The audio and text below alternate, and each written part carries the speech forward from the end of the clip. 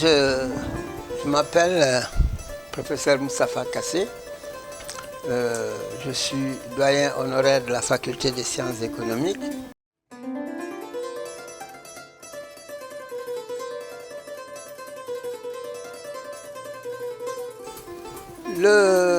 L'impact, évidemment, n'est pas encore chiffré.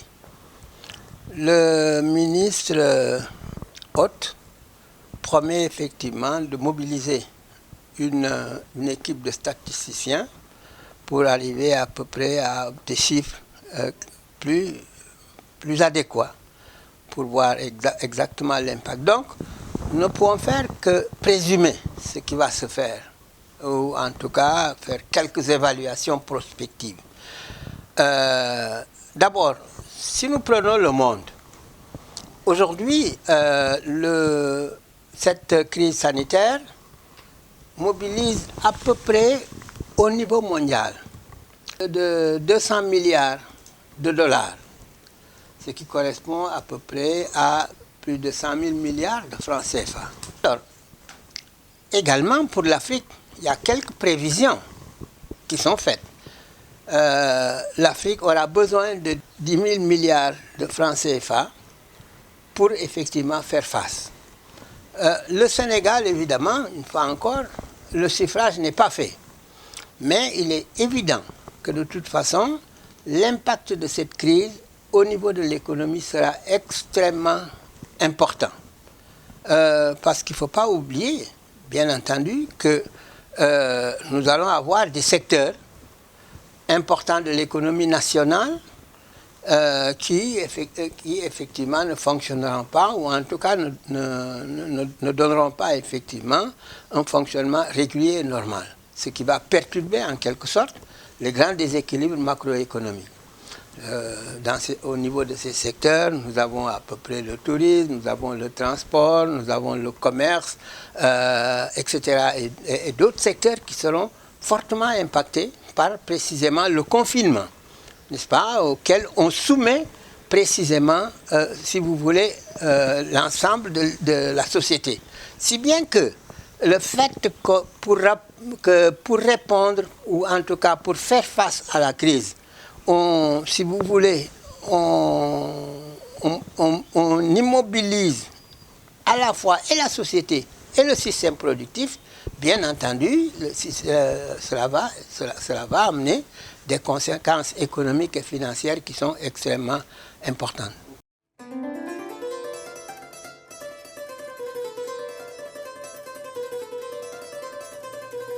Mais le tourisme d'abord, parce que le tourisme, c'est effectivement, c'est pour nous une exportation. Le tourisme peut contribuer fortement, précisément, à la formation du PIB. Vous savez que le secteur tertiaire, de manière générale, contribue pour 56% du PIB du Sénégal. Et le tourisme est une des composantes de ce secteur tertiaire. Bien entendu, ce tourisme a quelques problèmes, je sais. Problème de promotion, par exemple, problème précisément de déploiement à l'extérieur, c'est-à-dire susciter une demande externe. Mais quand même, les quelques touristes ou quelques milliers de touristes qui viennent au Sénégal ne pourront plus le faire. Ça, c'est un premier élément. Il y a le transport aérien. Vous voyez ce qui se passe précisément avec les compagnies d'aviation. Si vous prenez aujourd'hui, je prends deux cas. Le cas de Alitalia et le cas de Air France qui peut-être sont promises à être nationalisées. Alors qu'on les avait privatisées pour leur donner plus d'efficacité, maintenant on les nationalise parce que l'État sera obligé d'intervenir. Il y a également, du point de vue commerce, le commerce ralentit, n'est-ce pas? J'ai vu par exemple que les importations, pour précisément l'alimentation du pays, à la limite, c'est entre 1 mois et 2. Évidemment, après, si en réalité nous avons les ports qui ne remplissent pas les fonctions de manière absolument adéquate, vous allez avoir des problèmes probablement dans l'avenir. à moins que, précisément, on prenne très rapidement les dispositions.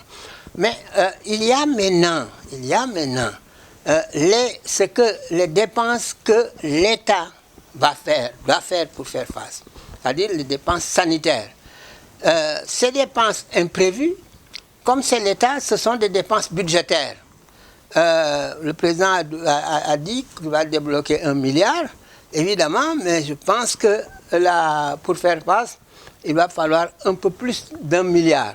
Évidemment, il y aura des apports des citoyens, si vous voulez une mobilisation citoyenne. Donc, de ce côté-là, encore un problème. Mais un autre problème qui est très important, c'est les envois qui nous viennent de l'extérieur. Sous deux formes d'ailleurs. Sous la forme précisément de l'argent de la diaspora, n'est-ce pas? Évidemment, cet argent que la diaspora a envoyé au Sénégal, c'est quand même équivalent précisément aux exportations sénégalaises, presque.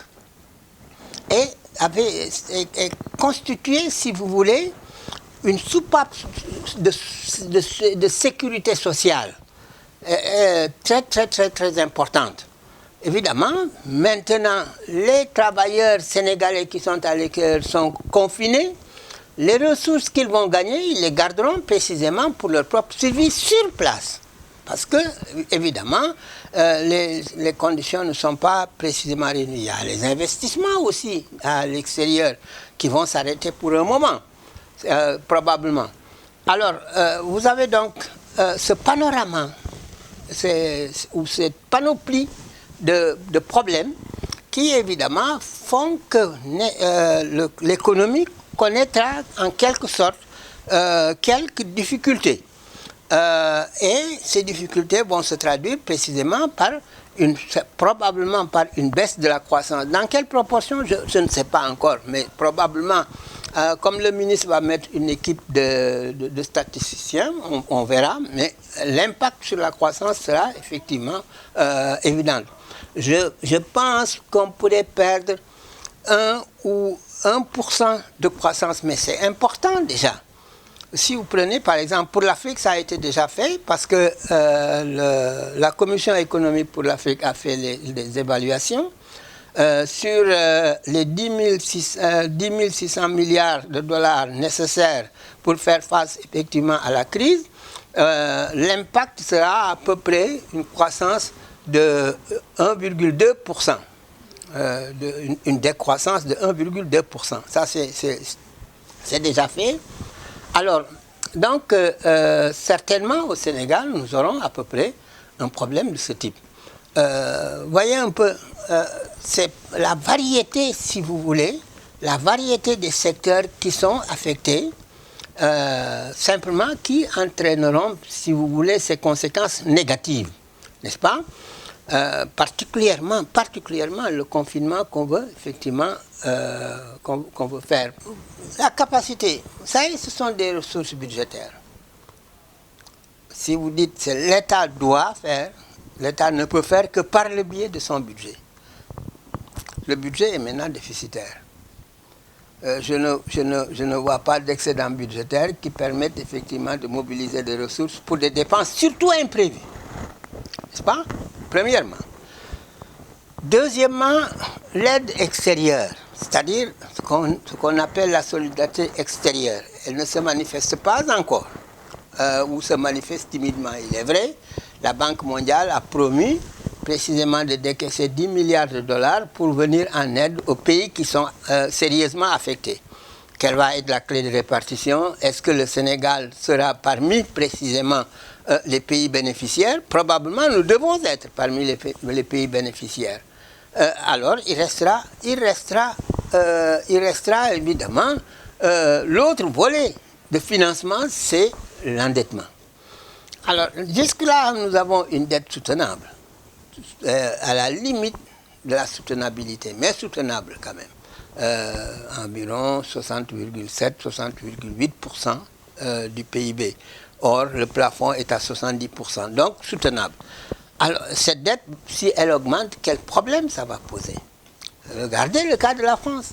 La France est à 100% d'endettement en termes de PIB, du fait simplement de l'intervention de l'État, précisément, pour endiguer, en quelque sorte, les conséquences, si vous voulez, de cette crise sanitaire. Donc, je me dis, au fond, soit l'aide extérieure viendra évidemment en complément des efforts minimum que l'État peut faire, soit alors on va recourir à l'endettement extérieur. En soi, ce n'est pas une mauvaise chose. Faut-il trouver des ressources concessionnelles, c'est-à-dire à des taux de rémunération assez faibles. En tout cas, pas les taux du marché.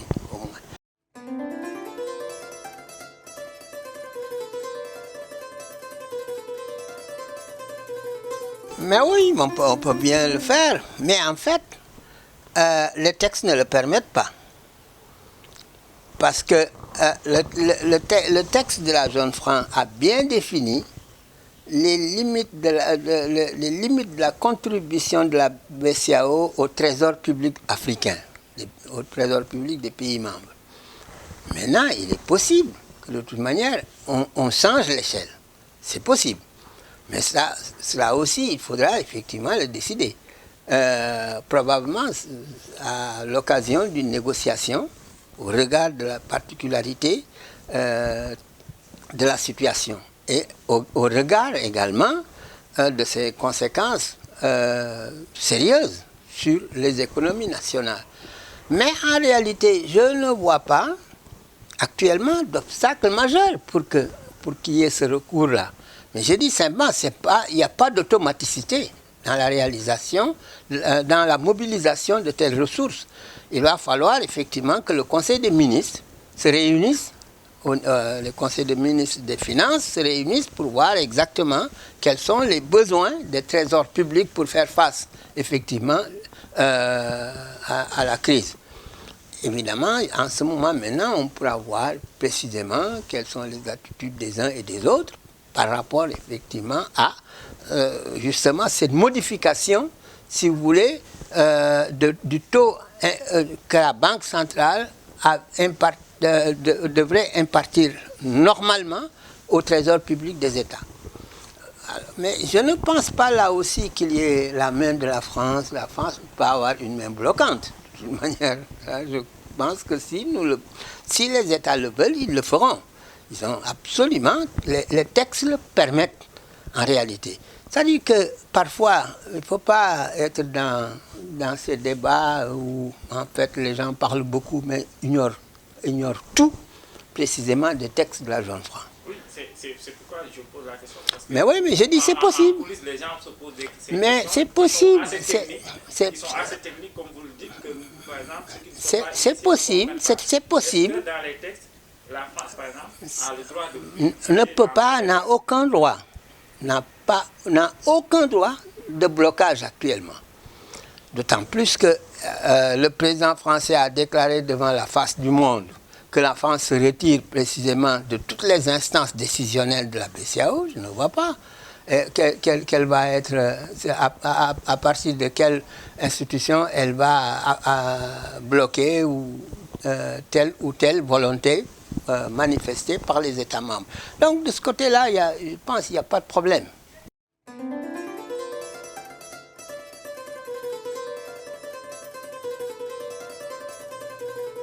Oui, mais probablement, le tissu industriel sénégalais peut être impacté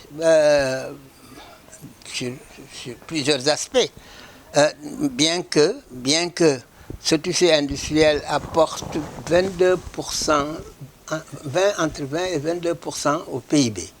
Mais il y a des sociétés françaises, probablement, du moins sûrement, il y a d'autres sociétés aussi, il y a des sociétés nationales dans le tissu industriel. Mais tout dépendra de la demande, précisément.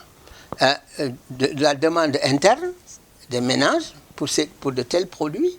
Et ensuite, tout dépendra précisément aussi des exportations. Les exportations vont être comprimées, ça, il n'y a pas de doute là-dessus. On exportera plus, peut-être on importera certainement, mais un peu moins. Donc, cela veut dire que le déficit de la balance commerciale sera maintenu, voire même renforcé sur certains aspects, surtout quand les exportations sont comprimées dans des proportions assez importantes. Alors, donc, l'industrie sera impactée parce que aussi, vous savez, le confinement, c'est toujours comme ça.